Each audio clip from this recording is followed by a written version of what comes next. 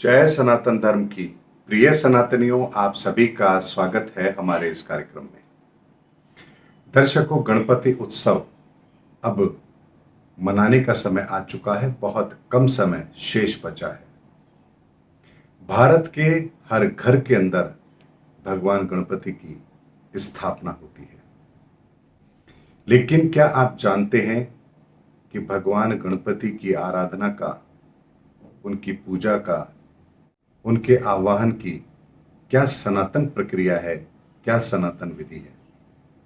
दर्शकों, आज के वीडियो में मैं आपको वही सनातन विधि, वही सनातन प्रक्रिया बताने जा रहा हूं जो शाश्वत है और सनातन में इसी प्रक्रिया को फॉलो किया जाता है।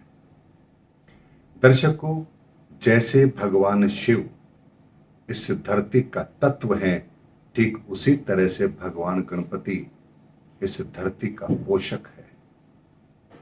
ऐसे में भगवान गणपति का आवाहन, उनकी हर घर में स्थापना अवश्य होनी चाहिए। लेकिन वर्तमान के अंदर जब हम अपने घर में गणपति की स्थापना करते हैं तो हम भव्यता को महत्व देते हैं, अच्छी से अच्छी मूर्ति लाकर के अपने घर में रखने का प्रयास करते हैं। लेकिन जानते हैं सनातन प्रक्रिया, सनातन विधि क्या है? इस ब्रह्मांड की समस्त प्रकृति की ऊर्जाएं हरे रंग में समाहित है। भगवान गणपति की ऊर्जा हरे रंग में समाहित है।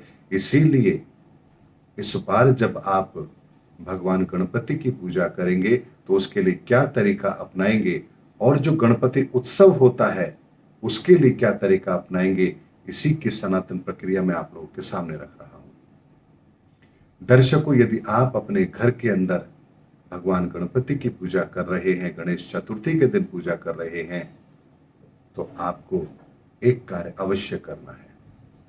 हरे रंग के गणपति को लीजिए और अपने घर के मंदिर में उन्हें सबसे श्रेष्ठ स्थान दीजिए। हरे गणपति को ला करके, यानी जो आप हरे गणपति लाएंगे उसमें किसी तरह की कोई पेंटिंग नहीं होनी चाहिए। हरे गणपति को आप अपने घर में लाइए। ला करके सबसे पहले एक थाली में पान के हरे पत्ते पर या केले के पत्ते पर, किसी भी हरी चीज पर जो प्राकृतिक हो, यानी पान का पत्ता भी हो सकता है, केले का पत्ता भी हो सकता है, थाली के अंदर पान का पत्ता या हरे पत्ते जो केले के होते हैं उन्हें रखिए। उस पर गणपति को विराजमान कराइए। थोड़े से केवड़े जल के साथ गणपति को स्नान कराइए।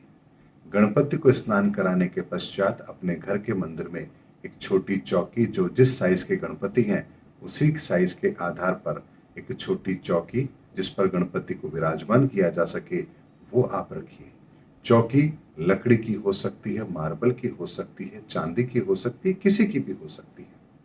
उस चौकी पर हरे रंग का कपड़ा बिछाएं। उसके बाद गणपति को उस पर स्थापित करें और एक जनेऊ, ध्यान रखिए दर्शकों, जो बाजार में जनेऊ मिलती है उसमें 6 तार होते हैं, 6 तत्व होते हैं। इनमें से आप आधी कर देंगे उसको, यानी कि केवल 3 तार जो होते हैं वही आप जनेऊ लेंगे। उसको खोलकर आप अलग कर लीजिए, एक जनेऊ की 2 जनेऊ हो जाएगी। उस 3 तार के अंदर भी, एक तार में 3 तार होते हैं, इसलिए 9 तार की जनेऊ हो गई है। इसे भगवान गणपति को पहनाइए और उसके पश्चात उन्हें नारियल पानी अर्पित कीजिए और थोड़ी सी द्रुआ अर्पित कीजिए और श्रेष्ठ भावना के साथ उनका आदर सम्मान कीजिए, उनकी आरती कीजिए। यही एक सनातन प्रक्रिया है गणपति को अपने घर में स्थापित करने की।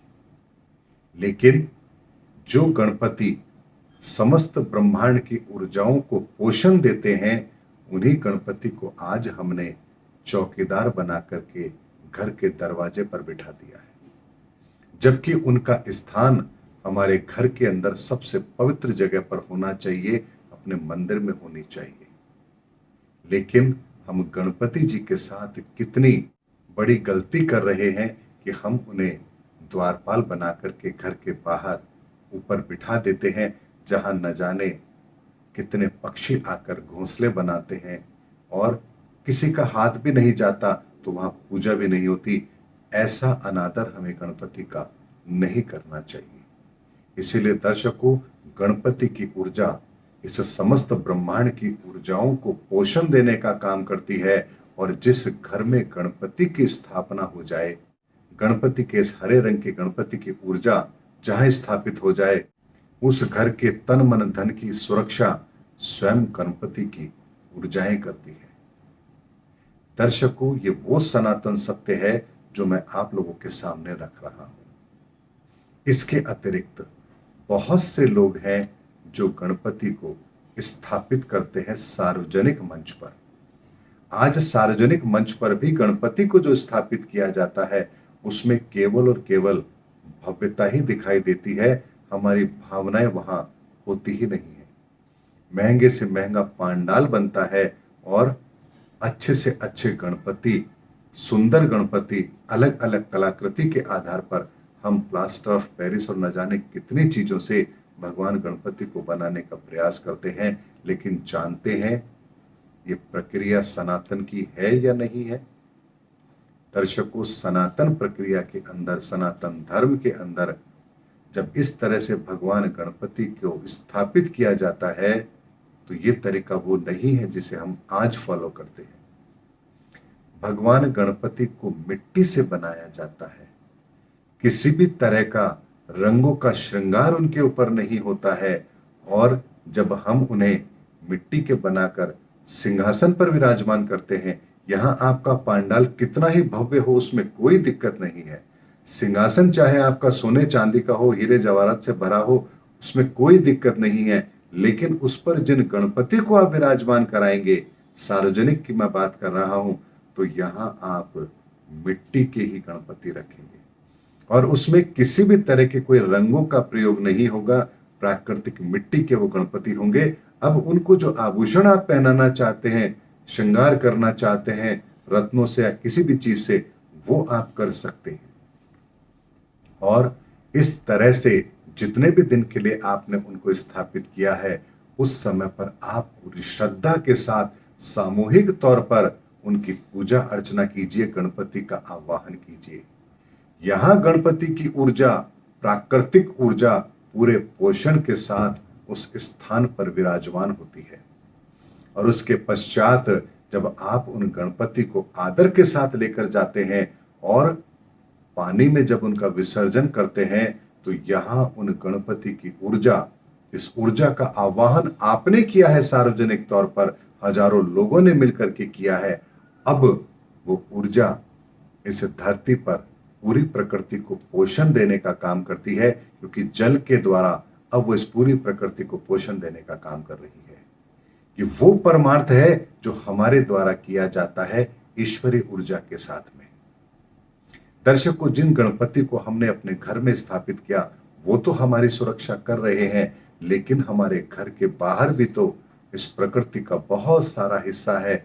जीव जंतु, पेड़ पौधे, न जाने प्रकृति के कितने विस्तार हम यहाँ देखते हैं, उनका पोषण, उनकी सुरक्षा कौन करेगा? तो यहाँ मानव हित को ध्यान में रखते हुए, यहाँ हम जब गणपति की स्थापना करते हैं, मिट्टी के गणपति की स्थापना करते हैं और जब उनका विसर्जन करते हैं, तब यहाँ वो ऊर्जा, गणपति की वो श्रेष्ठ ऊर्जा, गणपति की ऊर्जा का वो पोषण इस प्रकृति के अंदर समाहित होता है। और यहां से ये प्रकृति उस पोषण को लेती है और असंख्य जीव जंतु, पेड़ पौधे, इन सबको वो पोषण तत्व मिलता है जिसके द्वारा ये प्रकृति का संतुलन कायम रहता है। दर्शकों, इतनी बड़ी परमार्थ की भावना इस पूजा के साथ जुड़ी है, लेकिन हमने इस परमार्थ की भावना को आज केवल भव्यता और सौंदर्य के साथ जोड़कर देख लिया है। कितना बड़ा भव्य पंडाल है, उसमें कितने सुंदर गणपति हैं, प्लास्टर ऑफ पेरिस और न जाने किन किन रंगों का प्रयोग किया जाता है। और उसके बाद नदी नालों के अंदर वो बह करके ऐसी जगहों पर पहुंच जाते हैं जहां उनके साथ इतना बड़ा अपमान होता है कि जानवर, न जाने क्या क्या उस जगहों पर इस तरह की स्थिति होती है कि मन रोने को करता है कि हमने इस ईश्वरीय तत्व के साथ कितना बड़ा हमने इनके साथ मान सम्मान के अंदर कमी की है, जबकि ये वो ऊर्जा है जो समस्त धरती का पोषण है। इसीलिए सनातनियों, इस बार जब गणपति आए, गणपति का उत्सव आए, हमारे घर में गणपति विराजमान हो, तो यही सनातन प्रक्रिया हम अपनाएं। फिर देखिए इस गणपति की ऊर्जा का पोषण जहां भी जाएगा उस जगह पर प्राकृतिक सौंदर्य और प्राकृतिक उन्नति और प्राकृतिक सुरक्षा स्वयं गणपति की ऊर्जाएं करेंगी। इसीलिए दर्शकों, हमारे सनातन धर्म के अंदर ऐसी बहुत सारी चीजें हैं जिनका उद्देश्य बहुत बड़ा था, बहुत बड़ा था। लेकिन आज हमने उन ऊर्जाओं के साथ इतनी नाइंसाफी की है, इतना स्वार्थ हमने वहां अपना शामिल कर लिया है कि उन ऊर्जाओं का प्राकृतिक स्वरूप ही न जाने कहां चला गया है। दर्शकों, ये मैं वो बात बता रहा हूं जो ईश्वरीय संदेश है और ऐसा करने का आदेश है। अब इस आदेश को आप माने ना माने ये आपकी मति के ऊपर निर्भर करता है, क्योंकि भगवान गणपति मति को देने वाले हैं और मति से समझ विकसित होती है। और भगवान गणपति समस्त रिद्धि सिद्धि के दाता हैं। इसीलिए आप देखिए पूरे भारत के अंदर, महाराष्ट्र के अंदर, और उसमें भी अगर आप देखेंगे तो महाराष्ट्र की राजधानी मुंबई के अंदर ये उत्सव कितने भव्यता के साथ मनाया जाता है। और यही कारण है कि पूरे भारत की आर्थिक राजधानी मुंबई है, क्योंकि वहां पर आज हम ठीक है उन चीजों को नहीं कर रहे, लेकिन आज से पहले तो इस सनातन प्रक्रिया को लोग कर ही रहे थे। कुछ वर्षों पहले तक कर रहे थे, 150 वर्ष पहले तक कर रहे थे।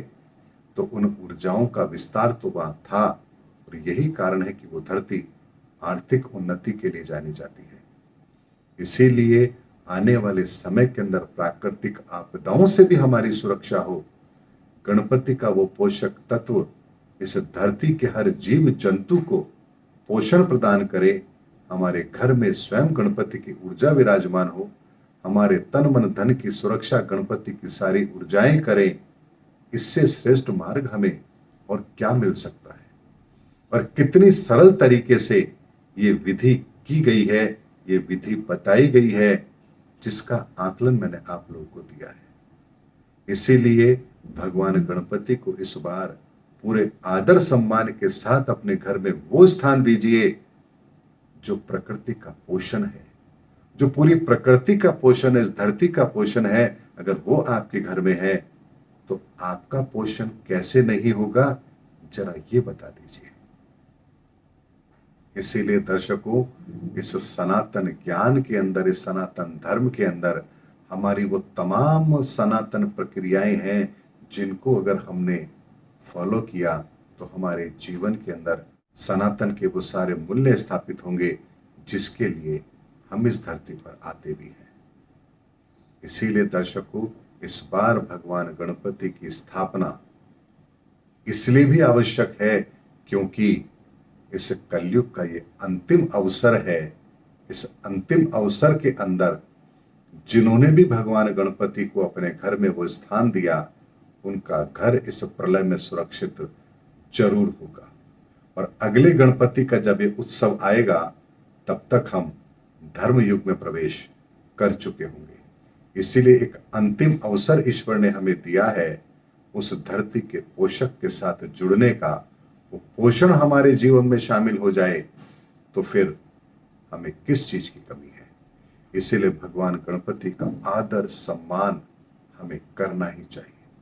और ये प्रक्रिया हर व्यक्ति, चाहे उसका लग्न कुछ भी हो, उसकी राशि कुछ भी हो, चाहे वो किसी भी धर्म का हो, हर धर्म के व्यक्ति को ये करना चाहिए, क्योंकि धरती का पोषण हम सबके लिए आवश्यक है। यहाँ जाति का भेदभाव नहीं होता है। इसीलिए गणपति के सनातन रहस्य को समझिए। उस प्रथम देव, उन प्रथम ज्योतिषी और प्रथम सनातन ऋषि को, जिन्होंने इस धरती को सारा ज्ञान विज्ञान दिया है, उनको वो आदर का स्थान दीजिए अपने जीवन में। फिर देखिए आपके जीवन में बल बुद्धि विद्या ज्ञान रिद्धि सिद्धि क्या नहीं आती है। इससे सुंदर, इससे बढ़िया और इससे सरल सनातन के अंदर इस प्रकृति के रहस्य को हमारे समक्ष रखने का कार्य भला और कौन कर सकता था। इसीलिए दर्शकों, गणपति इस संसार की ऊर्जा है, वो ऊर्जा जो इस संसार को पोषण देती है। इसीलिए आप याद रखिए, एक अच्छे पोषक तत्व की आवश्यकता यदि हमारे शरीर को है और उससे अगर हमारा शरीर स्वस्थ होता है तो इस प्रकृति को भी एक अच्छे पोषक तत्व की आवश्यकता है और वो गणपति है। इसलिए इस पोषक तत्व के साथ छेड़छाड़ मत कीजिए, मिलावट मत कीजिए, क्योंकि मिलावट के साथ अगर पोषक तत्व प्रयोग में लिया जाता है तो जैसे हमारा शरीर रोगी होता है उसी तरह से प्रकृति भी रोगी होती है। इसलिए हमारे रोग का साधन, हमारे रोग का उपाय, इस प्रकृति के रोग का उपाय केवल यही है और यही सनातन संदेश है जो मैंने आप लोगों के सामने रखा है। उम्मीद करता हूं इस बार का ये गणपति उत्सव आपके जीवन का श्रेष्ठ गणपति उत्सव होगा और ये कलयुग का अंतिम गणपति उत्सव है। इसके पश्चात जो गणपति उत्सव होगा वो धर्म युग में होगा और धर्म युग का पहला गणपति उत्सव हम सब कैसे मनाएंगे, ये प्रकृति के गर्भ में है, समय के गर्भ में है और समय आने दीजिए, वो रहस्य, वो पल भी हमारे जीवन में जरूर आएगा। मिलेंगे अगले वीडियो के अंदर, तब तक के लिए जय हिंद, जय भारत, जय सनातन धर्म।